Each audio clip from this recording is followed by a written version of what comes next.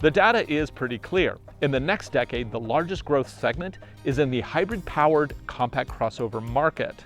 To get ready for this, every car maker is rolling out new and improved hybrid systems, hoping to get an early lead in the segment. Today, we have two that are bound to be popular. On this side, we have the 2026 Honda CR-V, and on this side, we have the Subaru Crosstrek Hybrid. For 2026, the Honda CR-V did receive a makeover, with all models seeing changes on the interior as well as getting a new low-speed traction management system. This Trailsport is mostly a looks package and it is based on a mid-trim. It has orange details, a revised nose, and mild all-terrain tires. It is powered by a 2-liter engine combined with a pair of electric motors for a peak output of 204 horsepower. One motor acts like a generator, the other provides power to the all-wheel drive system. It sits on a 106.3-inch wheelbase. EPA rates economy at 38 miles to the gallon in town and 33 on the highway. Price as you see it here with the standard 9-inch infotainment system, fabric seats, digital gauge cluster, and special ash green paint, you're looking at $40,650 US, including destination.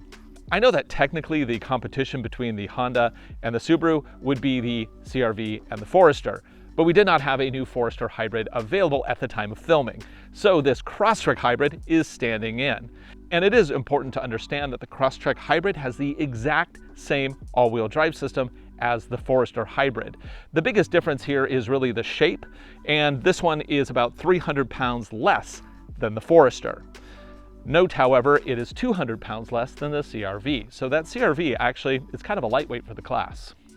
Under the hood of the Subaru is a 2.5-liter boxer engine attached to a pair of electric motors, which are integrated into the eCVT that can run either in series or parallel modes, very similar to the Honda.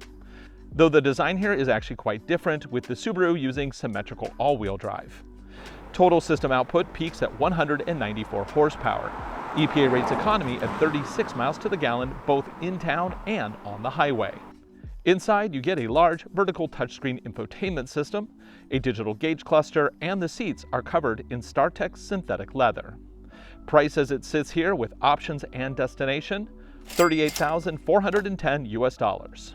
The plan today is to first take these out onto the street to see which is better for commuting, and then we're going to take them back here to our Peninsula Proving Grounds where we're going to test their off-road capabilities. And of course, once we hit the dirt, yeah, the interiors are going to get kind of muddy. And that brings me to the sponsor of this video, LastFit. Here in the Pacific Northwest, mud is a way of life for 3/4 of the year. So having high quality protection for our vehicles is critical. Whether you're getting a new 2025 or 2026 CR-V, Subaru, Toyota, Ford, Jeep, Nissan, or many others, LastFit has complete mat sets with full protection from front to trunk available right now. Simply go to lastfit.com, search for your vehicle, and find the perfect fit. Take a look at the difference between the OEM mats that came on the CR-V and the LastFit upgraded mats. Only one of these is going to keep mud and liquids in their place, and it's not the factory mats. The LastFit mat, much more comprehensive. We have not only much higher guttering on the side, but we also have complete protection over the dead pedal. And I like the protection over the dead pedal because that's where stuff gets in under the mat. This kind of keeps things just better. The LastFit mats are thicker with better protection all around. As for the Subaru Crosstrek, this trim only comes with carpet mats, which aren't going to help at all once we get things muddy on the inside. Get better protection and save 20% off your order using the code DSTV at lastfit.com. Now let's go get these muddy.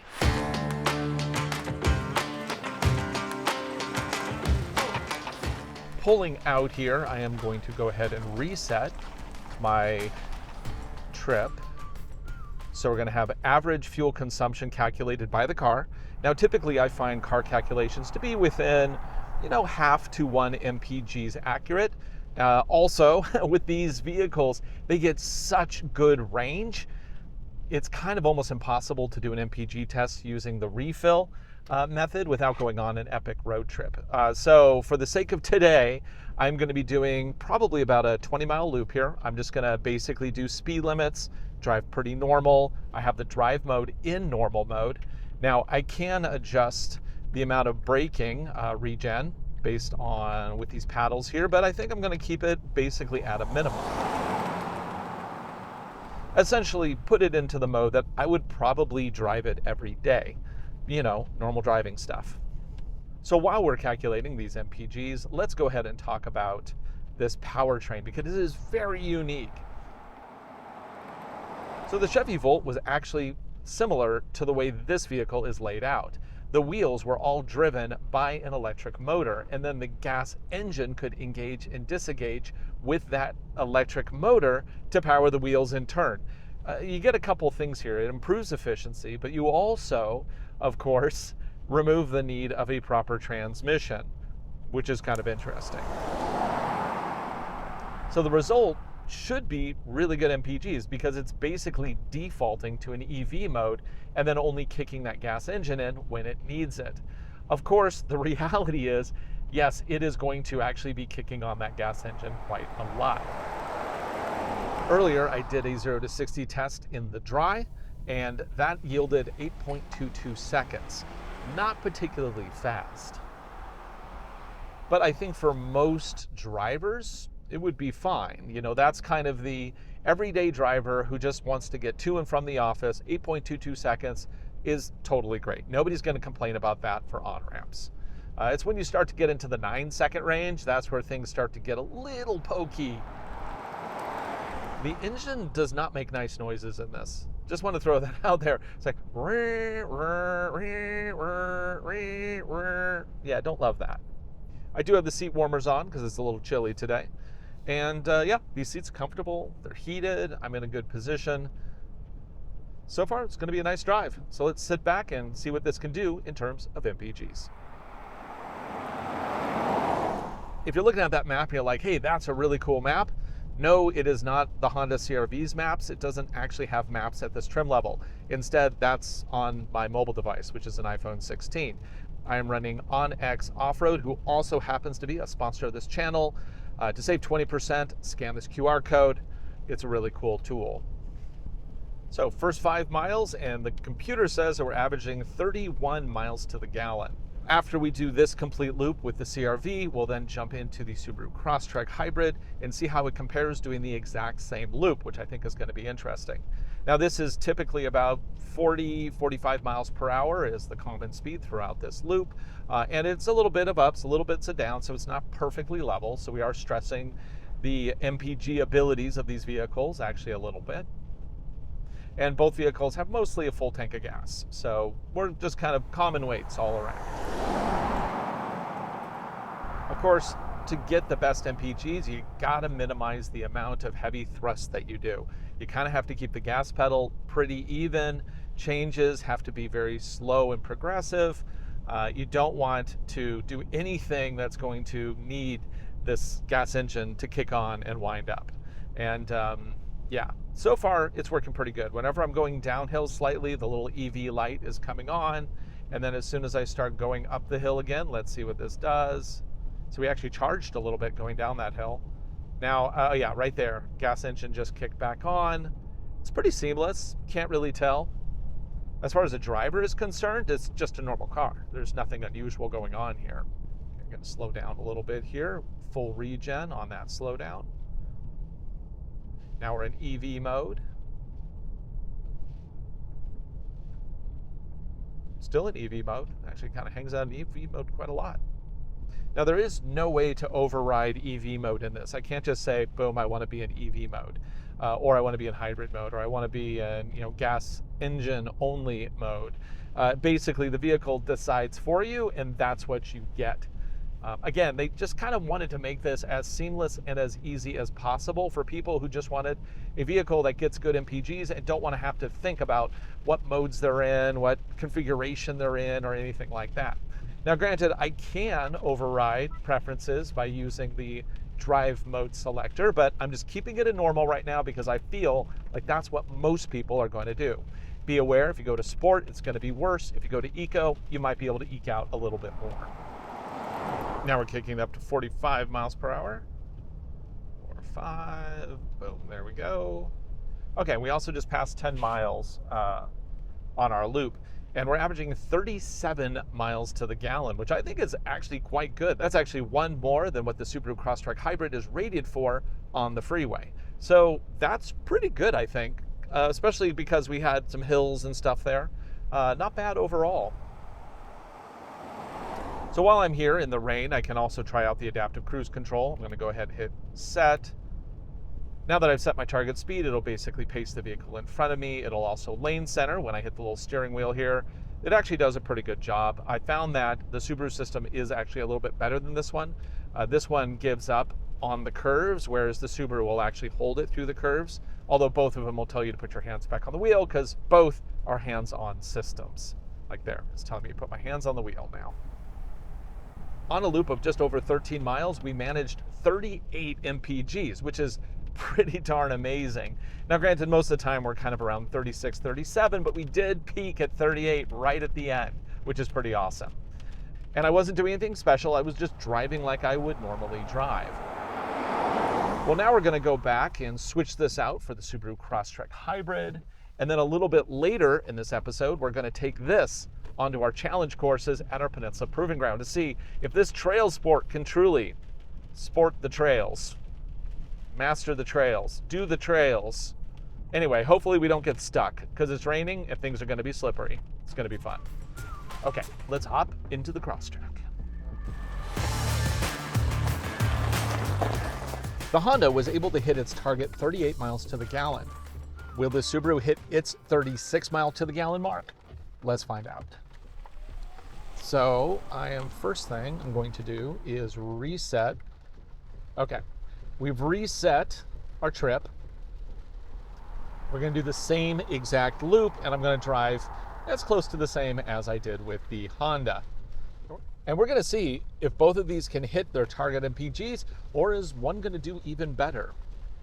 Even though this one has less power than the CR-V, it actually does better on the 0 to 60 test. 7.64 seconds is what we got in the dry. So that makes it almost a second faster than the Honda, simply because it's a little bit lighter by a couple 100 pounds. I definitely feel like this one doesn't go all electric as often as the CR-V did. The CR-V was just like all electric so often. Okay, rolling off to 5 miles, and our average is 28.6 miles to the gallon.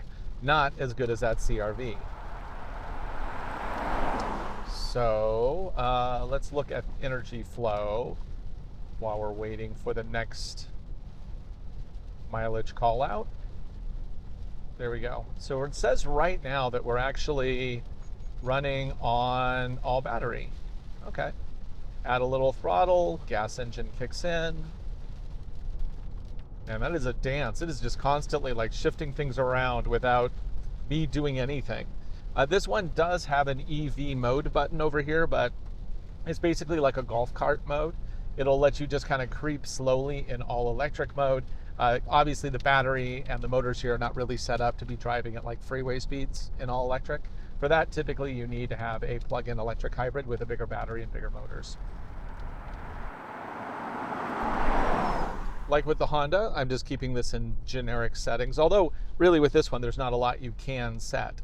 You do have a sport and an intelligent SI drive, but it defaults to intelligent, so I'm just leaving it at that.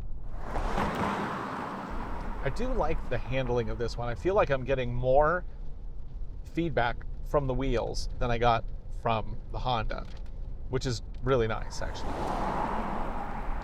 And finally pick it up to 45 miles per hour, and we're just ticking over to 10 miles driven.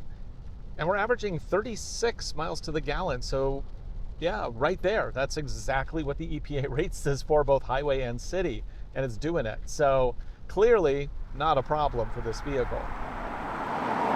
This does, of course, come with adaptive cruise control. I can just select it up here, hit set, and boom, we're going.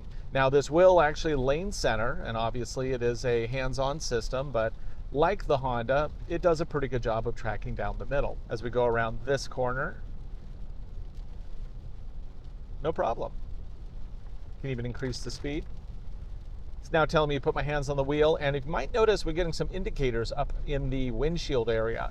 They use these little colored lights to kind of indicate either that the system is functioning properly, green lights, or amber lights if you're going over your lanes.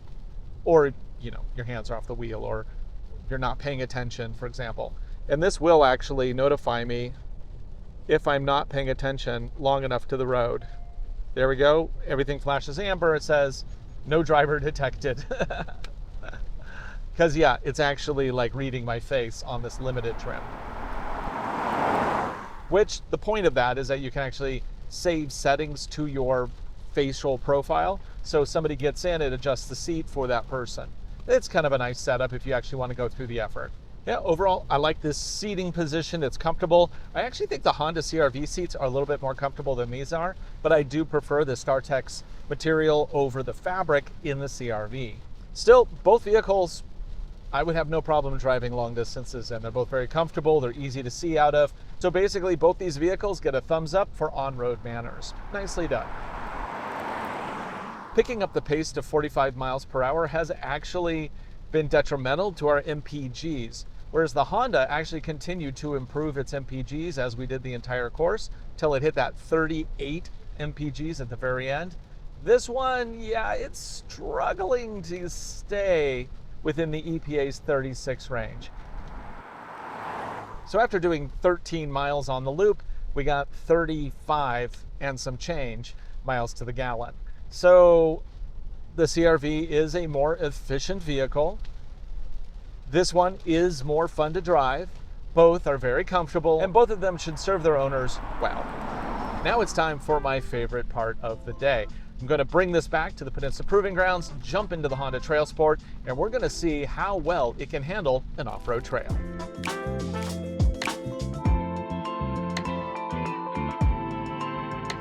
So the main thing to consider here with the CR-V is that it has 8.2 inches of ground clearance, so it has less than the Subaru. Also, the approach angle is around 16 degrees. So we gotta watch things to make sure that we're not grinding, hitting, or even worse, cracking anything. So before anybody says, oh, you know, you're driving a Trailsport versus a regular Subaru, not a Wilderness, that's not fair. Okay, let's just take a look at what this vehicle really is. It is essentially a looks package. The off-road modes in this are identical to all the CR-V hybrids. The ground clearance is the same. The only thing really different here is some very mild all-terrain tires. And I would say that Subaru has kind of a almost aggressive street tire. These are a mild all-terrain. I'd say there's not a huge difference between the two. So fundamentally, this CR-V does represent basically the whole CR-V lineup, because there's nothing here outside of the tires that you wouldn't get on a normal CR-V. Unlike the other Trailsport models, this one doesn't really have a trail mode per se. You just keep it in normal, and then at speeds under 9 miles per hour, it will detect that it needs to shift that power around, and it should engage the system. Under 9 miles per hour. And that's wheel speed, not movement. So if we're stuck in a hole, yeah, it's really easy to spin a wheel too much. So let's try not to do that. Listen for any issues here. I'm just going to keep a steady throttle. I'm going to maintain a little bit of momentum up this, but not a lot. I don't want to get into a sticky situation where I charge forth and land on something in high center or break something. Okay, so I'm just keeping the throttle in. Ooh, we're spinning. Let's not dig ourselves into a hole. So no camera system here, so I have to just basically hope that I'm still on the trail. It's kind of hard to see over this hood.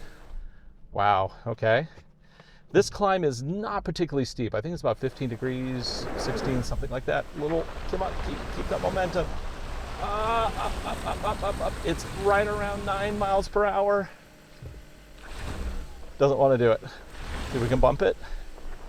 Come on, bump it. Bump without braking. Come on.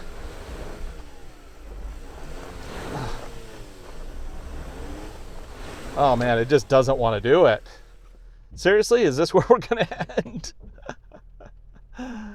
Now, in our first review of this vehicle, we were able to get through our easy courses no problem. Apparently, once you start escalating things, it starts to have problems pretty quick. It just cannot deadlift itself up this. Let's try that again. Yeah, we got a little bit of, kind of dug some holes there. See if we can get over these holes with a little bump.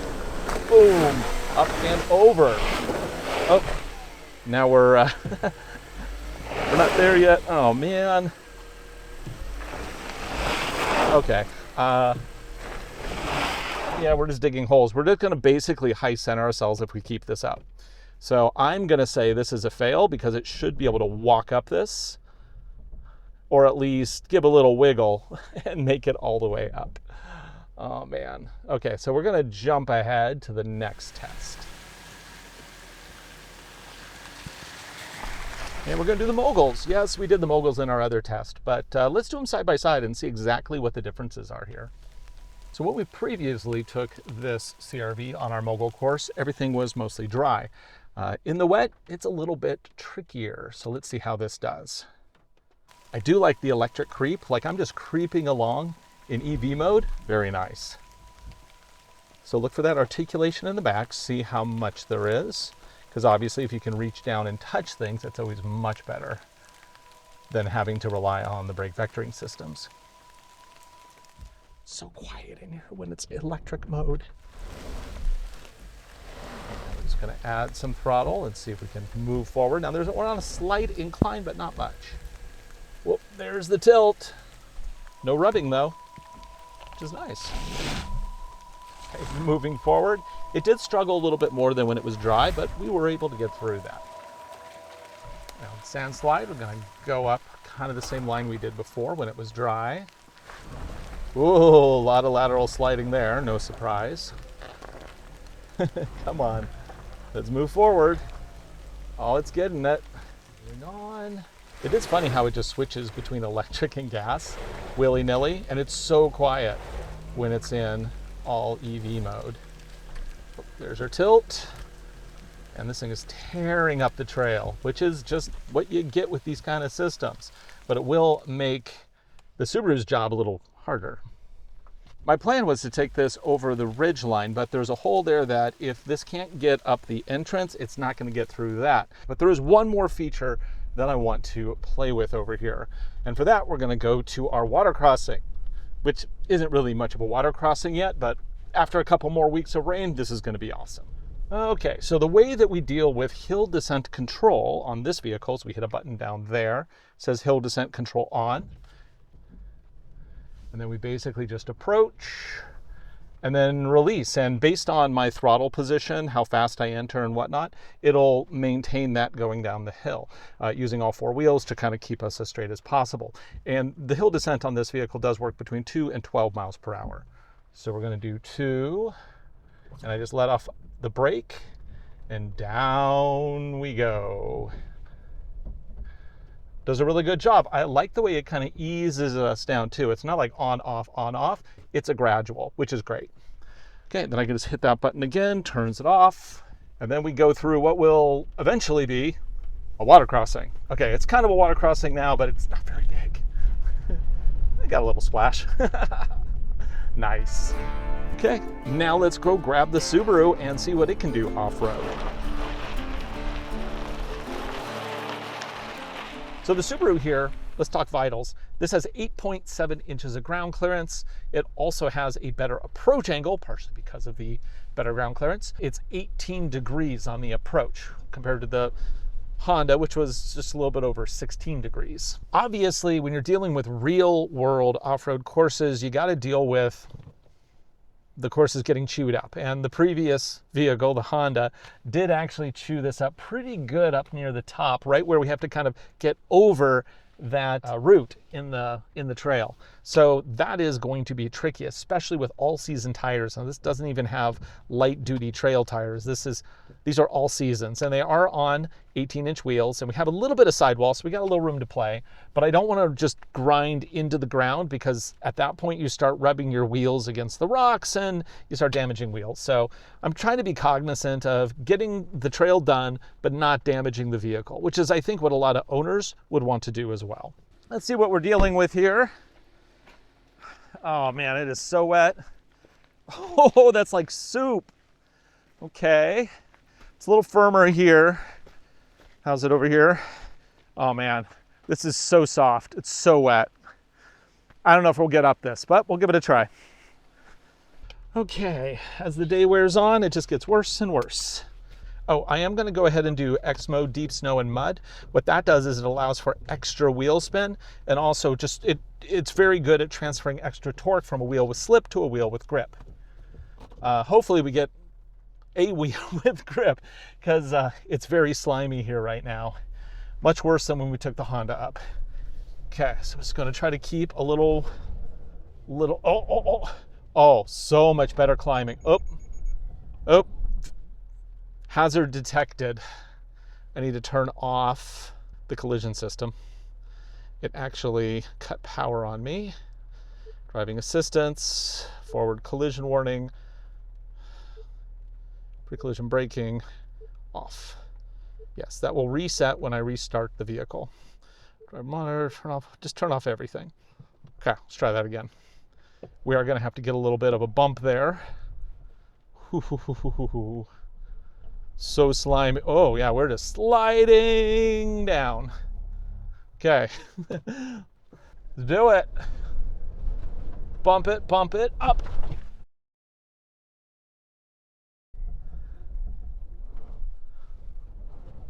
Can we do it? Yes, we got over. Nice. That X mode was able to push power where we needed it, got it up and over. That means we can continue along the ridge trail, which is awesome. Okay, now we're just going to continue on. We got a little ditch right up here. Got to take it slow so we don't hit the nose too hard. There we go, up and over. Nice. Oh, I totally forgot. This has a surround view camera system, which actually will help. It's a nice trail cam. Okay, nice small vehicle, get us through the course, super easy. Now it's time to hit the moguls, wet edition. Let's kind of negotiate around this trench we have, go wide. Still have that X mode deep snow mud on. Let's go ahead and switch this up though. Let's change it to standard snow dirt. That'll have less wheel spin and basically grip as soon as we have any spin to help shift power from wheels that are spinning to wheels with grip. There we go. Go super deep on the dip here. Oh yeah, there we go, lifting. Moving us slowly. Pretty good crawl on this actually. Yeah, and there we go. Now we have the sand slide. Whoop, that's a little bit. There we go. Got us through. Go high on sand slide. I get a little lateral sliding because of so much water in the soil. Oh yeah, no problem. But we can move forward. X mode is doing it. I'm gonna let it heft us up over this muddy little lift into the hole and down again. Nice. So we were able to get through all that unscathed. Okay, we get a little bonus round here that we did not take the CR-V on because of this ditch right here. It's kind of a tricky spot, and if it couldn't get up that entry climb, then it wasn't going to get through this. Let me go ahead and put X mode to deep snow mud. Oh yeah, way more power shift there. Keep this moving. Let's get that front camera on so I can see where the heck we're going, because it's a very narrow ridge. And there we go. Camera's actually not too bad in these conditions. I do have some criticism to Subaru for the quality of their cameras, but honestly, I'd rather have a low quality camera than no camera at all. And that definitely is a camera. Right, so we got one more thing to do here, and there's a lot more water in that water crossing, so this is going to be fun. I am in X mode, snow dirt. It doesn't matter which version of X mode you're in, both of them have hill descent built in. So the moment we basically hit the slant, it's going to start to apply brakes to keep us tracking straight. Now there is no feedback here. I have no idea what speed it's set for other than just looking and seeing what speed it's reporting. Front camera on again. I could turn it on so it automatically, oh, well, look at all these different angles. Little wheel angle. Wow, we got everything here. Yeah, let's keep it straight. Okay, so slowest, I'm just gonna crawl here, take my foot off the brake, and now it's doing all the work. I think the Honda hill descent control is actually better than the Subaru, but that said, I don't really use hill descent control, so it doesn't really matter to me. Okay, now we got a little water crossing here. Let's do it. Oh, that's getting deep. This is gonna be awesome in a few weeks. Nice. Okay, well, let's bring these together and wrap this up.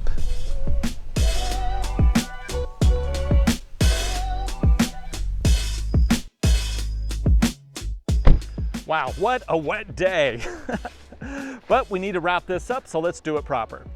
The Honda CR-V, excellent MPGs, 38 legit, which is fantastic to see. Also, this is a slightly larger vehicle than the Crosstrek, so you have more cargo space, which is great. Very flexible, good to drive, comfortable, does everything very proficiently.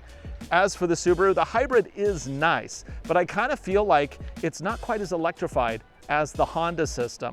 That was like on electric way more than the Subaru was. But at the end of the day, the Subaru was more fun to drive, it's quicker, and it's more competent when the road ends and the trail begins.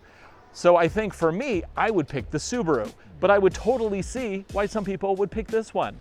I actually asked my wife, she actually preferred this one because she likes her old Crosstrek and doesn't think this one is as good as her old Crosstrek. For Driving Sports TV, I'm Ryan Douthit. Thanks for watching. Be sure to like, subscribe, share videos. We make them for you. I hope you enjoy them. And we'll see you again right here on the next video. I'm gonna go dry out, get some coffee and cookies.